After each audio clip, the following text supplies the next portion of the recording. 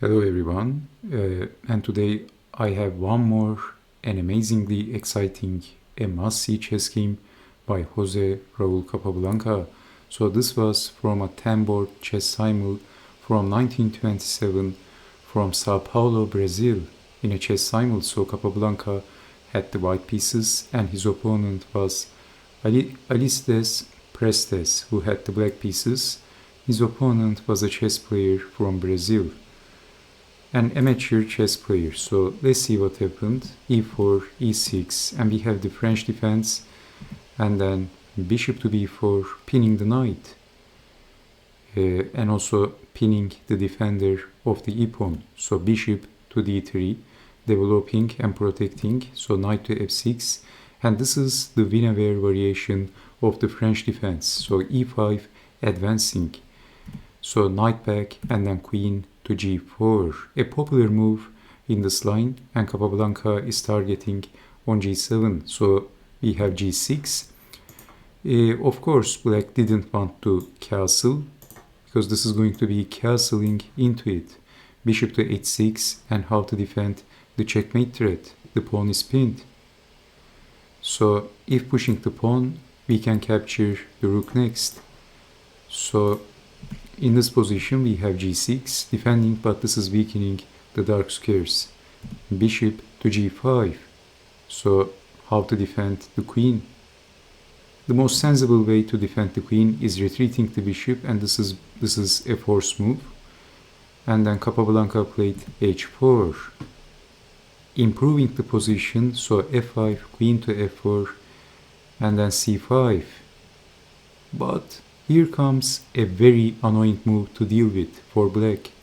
Knight to b5 by Capablanca, and he's targeting on d6. Knight check is possible, and if bishop takes knight, then bishop takes queen. So bishop takes, but pawn, not capturing the bishop with the pawn. In between move, knight to d6, that's check, and black is losing the castling rights. And this was the most accurate move, of course, checking the king and then capturing the bishop.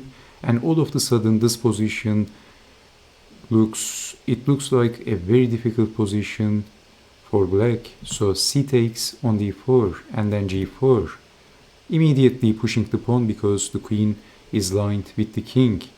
So knight to b6, and then Capablanca is weakening the pawn chain. The f pawn was protected by two pawns.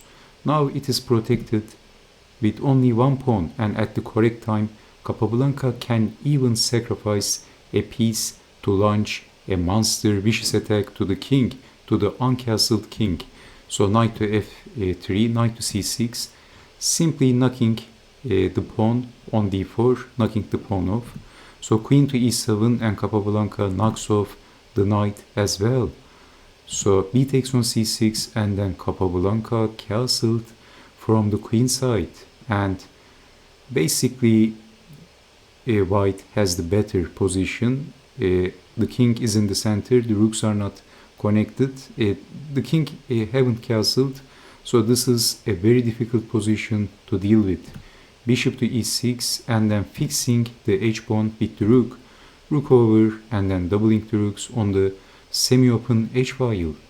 So queen to g7. Now in this position white has some very nice tactics. Let's play a ridiculous nonsense move, a5. But then rook takes on g6 was Capablanca's idea. If capturing the rook, rook takes on h8, and this is a disaster for black, because bishop takes on f5 is also possible. And if pawn takes bishop, then knight takes, and this is all over actually. If defending the queen and the king, then rook takes bishop. If queen takes, then we have knight to h6 check, and this is winning the queen. And if king takes, then knight to h6 is going to fork the king and the queen. So queen to g7, but Capablanca seizes the opportunity and he sacrificed the bishop at the correct time, at the perfect time. Actually, this is not sacrificing the bishop. If black captures the bishop, we have bishop takes on f5. If pawn takes bishop, rook takes bishop. but black captured, and then knight takes on f5, and we have queen to f7.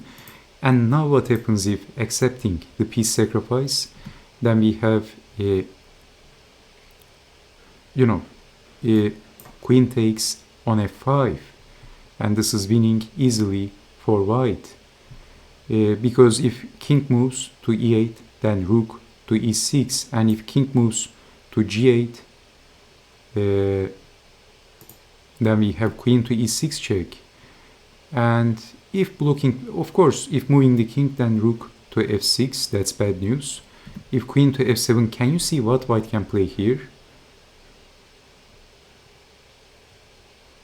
If exchanging the queens, that's not winning. Exclamation point, rook to g6, an amazing move. If king moves, rook to f6 is going to win the queen, and if capturing the rook, this is a disaster for black. Rook takes on h8. If king takes, that's losing the queen, and if king to g7, of course you need to know these tactical patterns. Rook to h7 check, and easily winning the queen by force, basically. So knight takes on f5, and this is why not capturing the knight. Queen to f7, knight is pinned.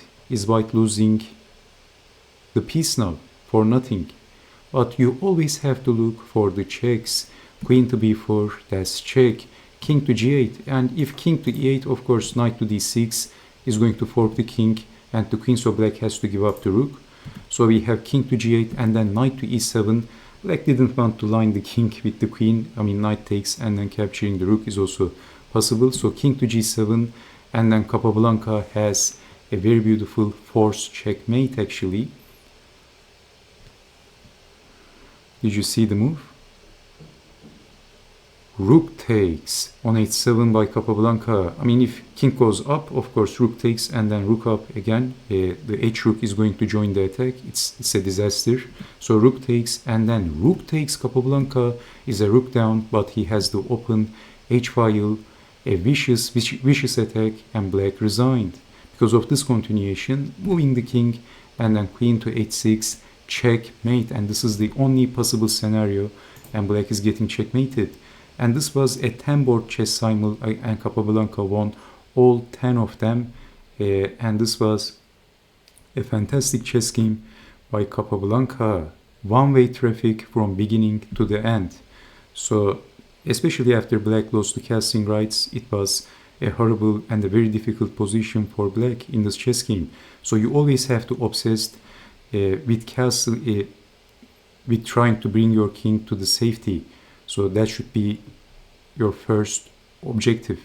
You always have to be obsessed with bringing that king into the safety. So this chess game is a perfect example. So thank you so much for watching, and I hope to see you next time. Take care and bye bye.